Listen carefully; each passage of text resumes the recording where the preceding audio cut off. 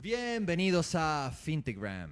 ¿Cómo están, chiquillos? Oye, estamos en una nueva sesión de discusión del sector inmobiliario y debemos decir que se está moviendo el sector, la industria en particular.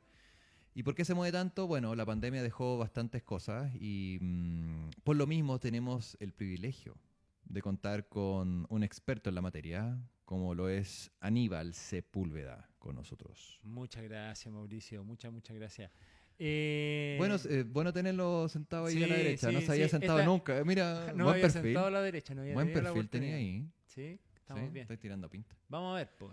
Vamos a ver qué tal sale este espacio de conversación y de reflexión. Por lo mismo, un día como hoy, esto lo van a ver en la próxima semana, pero estamos conversando precisamente de las nuevas tendencias en la gestión inmobiliaria y renta. ¿Y por qué queremos conversar sobre esto? Porque la pandemia, como les decía recién, dejó y avanzó mucho en tecnología. Y el sector inmobiliario, uno dice, pucha, el sector inmobiliario es el sector más tradicional que puede haber, Así es. todo el tema de corretaje, bueno, te van a ver, te visitan, te meten la propiedad, gestión de activos. Pero la tecnología también llegó al sector inmobiliario. Surgen las PropTech, el corretaje 2.0. Hay estudios de Así es. Oxford hace ya unos años que salen. ¿Cómo está hoy el sector inmobiliario y cómo se apalanca la tecnología este año 2022 y lo que se viene Mira, 2023? para entrar derechamente en tema en honor al tiempo. Efectivamente, como tú comentabas, ya lo hemos comentado, lo conversamos en otro espacio de conversación también sobre la PropTech específicamente. ¿Mm? Efectivamente, la tecnología llegó para quedarse y efectivamente está revolucionando toda la industria. Entonces, hoy día tenemos un poco de literatura que es como ancla, que efectivamente son estos informes Oxford Sí, de po. PropTech de Oxford, de la Universidad de Oxford, que tiene el 2017 y tiene el 2020. ¿Mm? El de 2020 uno podría decir, bueno, ya estamos en el 2000, estamos entrando al 2023, ya podría salir alguno. La verdad es que la pandemia permitió que el del 2020 siguiera tan vigente como venía. Y, y hay unos influjos muy fuertes de lo que está ocurriendo en algunos mercados.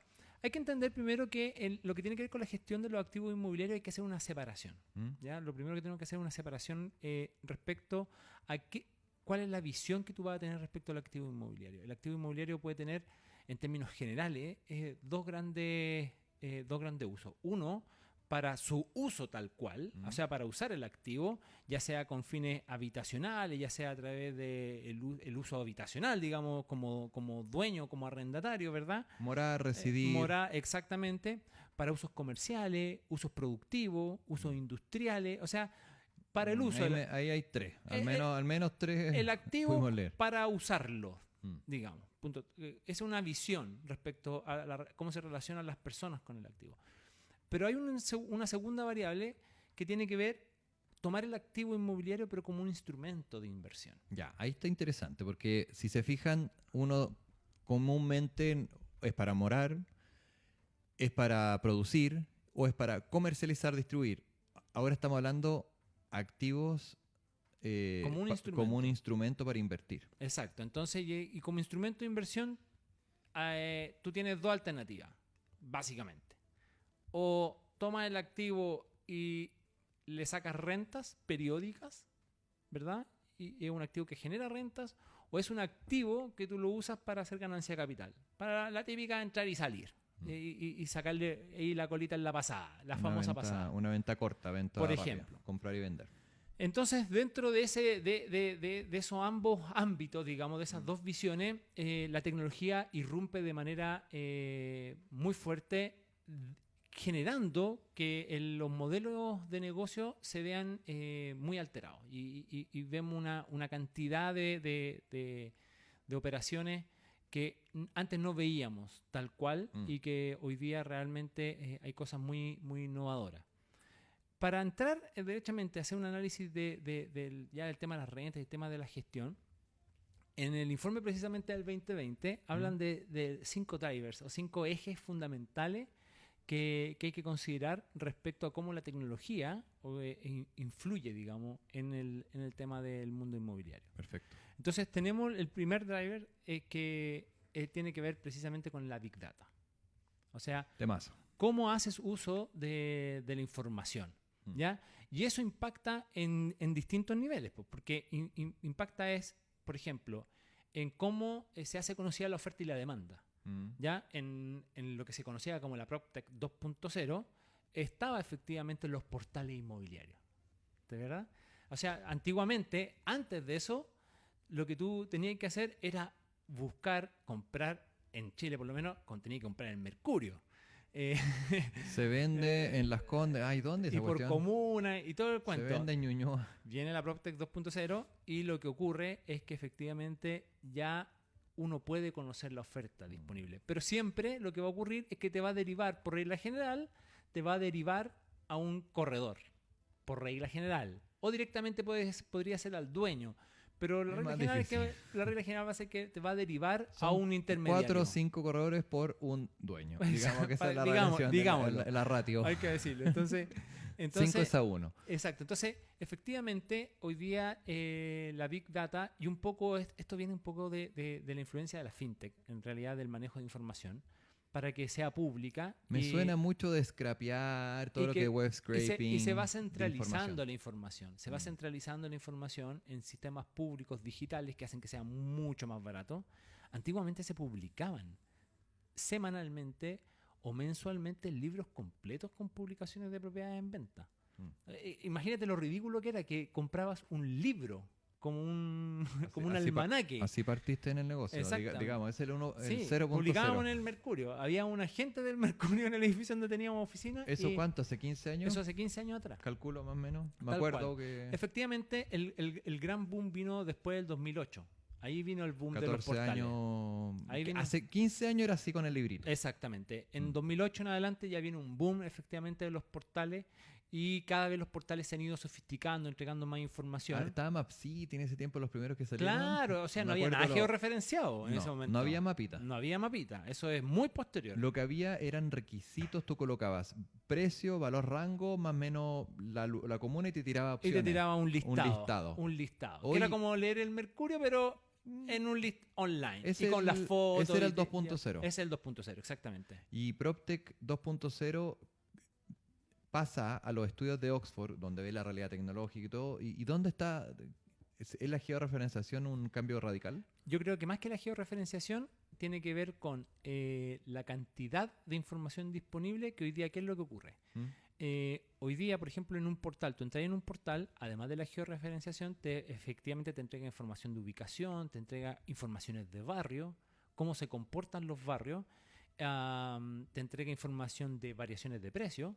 Hay uno de los portales más importantes a nivel mundial, es Zillow, ¿ya? Que es el portal número 1 en Estados Unidos. Y Zillow te entrega datos históricos de las ventas, o sea, te entrega el historial de cómo esa propiedad se ha vendido, ¿verdad? En el tiempo, cuáles son las rentas que ha percibido. No, eso está bueno. Te entrega la información. ¿Cómo obtienes si un arrendamiento es entre partes? ¿Cómo lo has estimado? No, es real. Esto es información real, porque tiene que ver lo siguiente. Efectivamente, y es lo que estamos viendo hoy día, efectivamente, esta cosa de como el corredor exclusivo, sea o no exclusivo, pero en el fondo que haya un corredor entre medio, sí, con un sistema absolutamente... ¿cuál sería la palabra?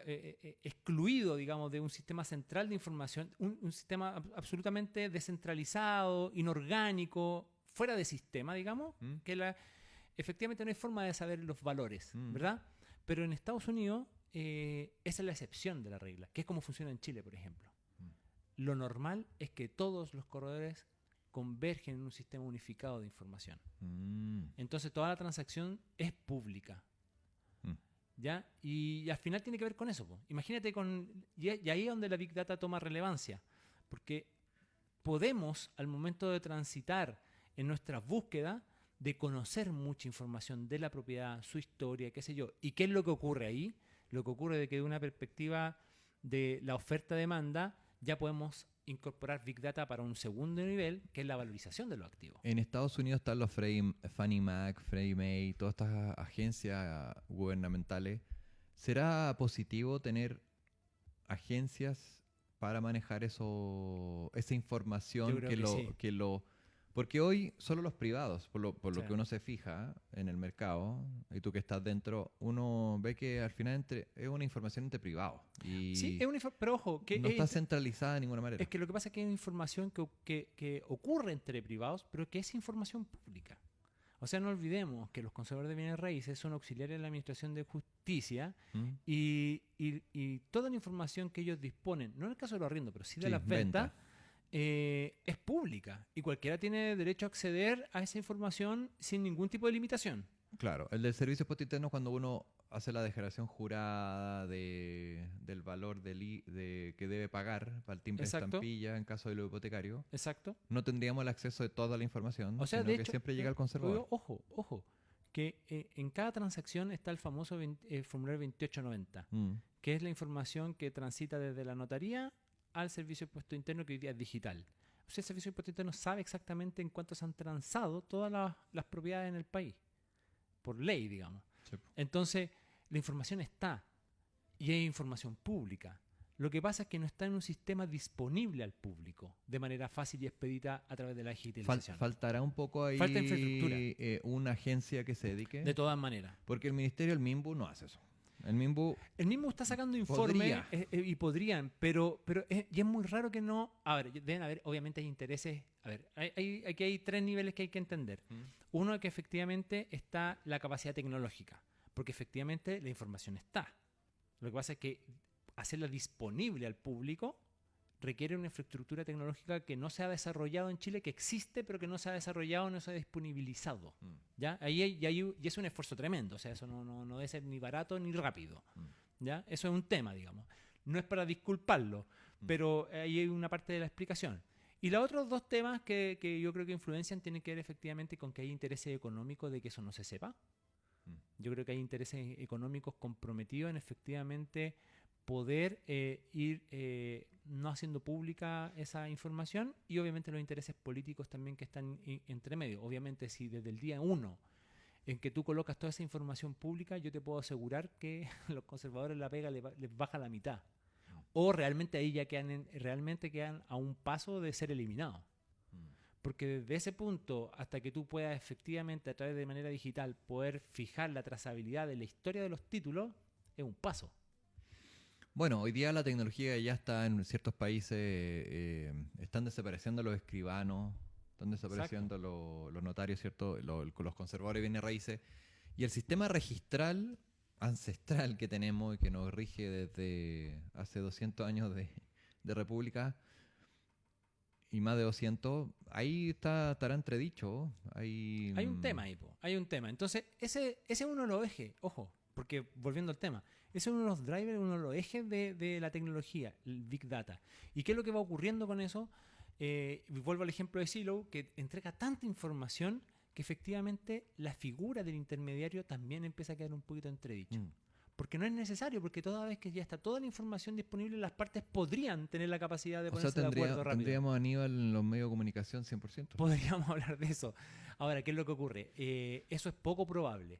Es poco Oh. probable, ¿por qué? Porque aun cuando esté toda la información disponible, está muy estudiado que la transacción inmobiliaria es una de las transacciones más importantes para las personas. Por su cuantía, por su significancia, etcétera, etcétera. O sea, si hiciéramos una encuesta, la compra de la casa es el hito.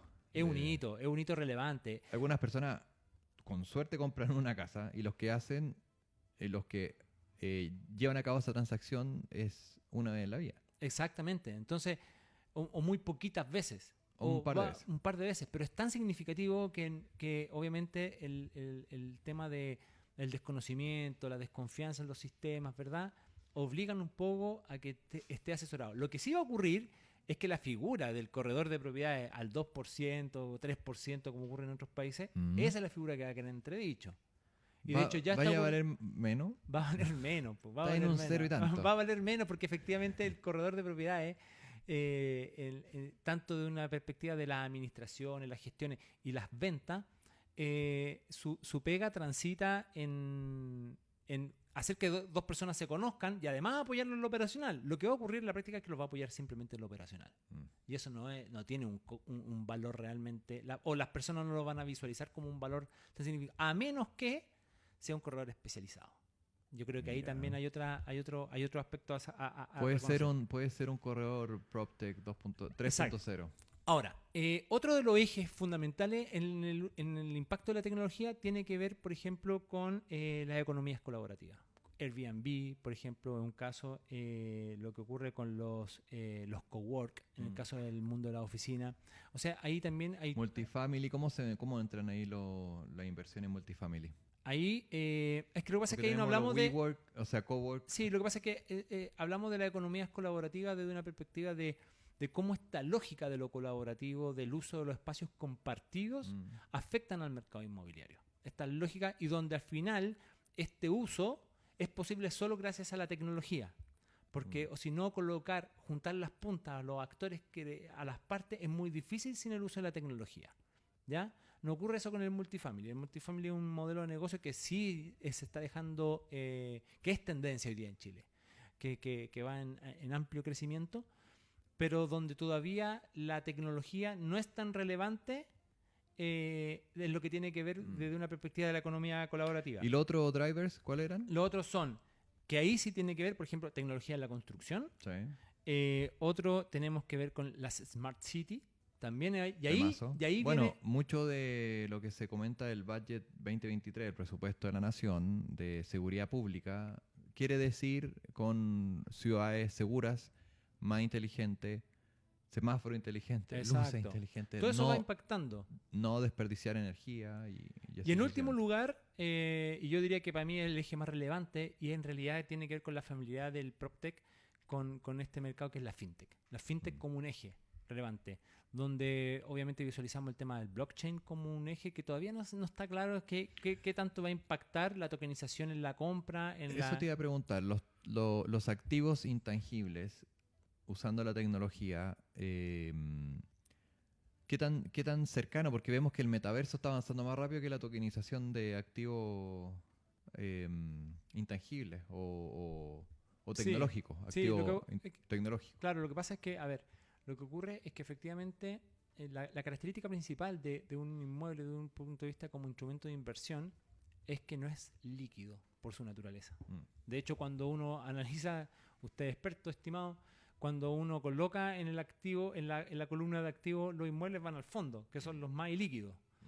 Y el tokenizar la propiedad del inmueble sube para arriba, automáticamente hace que el token a lo menos esté en la cúspide, porque es absolutamente líquido. Podría asimilar lo que hace. Hay algunos que hablan de PropCoin. ¿Ah? Podría haber moneda yo creo indexada. Que sí. Yo creo que sí. Propiedad en Londres, sí. En Santiago. Lo que va a ocurrir en la práctica, eso sí, Nueva York. en ese aspecto, es que como instrumento de inversión va a ser un instrumento de inversión no necesariamente inmobiliario, sino que se va a comportar como cualquier instrumento. Esto ya lo conversamos también en otro momento, como un instrumento de renta fija solamente. Como cualquier otro, como un depósito a plazo. Vamos, un fondo mutuo, un token, un PropCoin, una cosa así. ¿Te fijáis? Ahora, que pueda subir de valor, de todas maneras puede subir de valor. ¿Por qué? Porque las propiedades suben de valor, las zonas pueden mejorar, el impacto de todo lo que hablamos anteriormente efectivamente puede hacer que el valor de una propiedad suba. Entonces, desde una perspectiva de la renta, ya como aterrizando y para ir cerrando, efectivamente el impacto de la tecnología lo que está haciendo es que la cantidad de actores que era necesario y sobre todo lo que tiene que ver con las transacciones, ¿ya? Aquí hay un influjo muy relevante de la fintech, que la fintech permite, la incursión de la fintech a la proptech permite que se pueda transar económicamente, digitalmente. Y eso es tremendo, porque si hay algo que es engorroso en el intercambio inmobiliario, ya sea en la renta o en las compraventas. Engorroso y demoroso. Exactamente. Es el tema Podría ser el corolario de hoy. El tránsito del dinero al final, de los valores. Y efectivamente la fintech viene a resolver ese problema. Bien, amigos, el cronograma no perdona. Así es. Ya lo sabe. O sea, interiorícese. Hoy día hay un mercado inmobiliario mucho más moderno, mucho más solvente. El dinamismo que entrega la tecnología, no solo en el sector inmobiliario per se, sino que con las fintech, con los medios de pago, las transferencias se van a hacer mucho más rápidas, mucho más eficientes, menos engorroso, menos atadoso. Así que ocupe la tecnología, estudie, que tenga una excelente semana y nos veremos en otra discusión del sector inmobiliario con Aníbal. Así que muchas gracias, Fintegrammers. Nos vemos. Chao.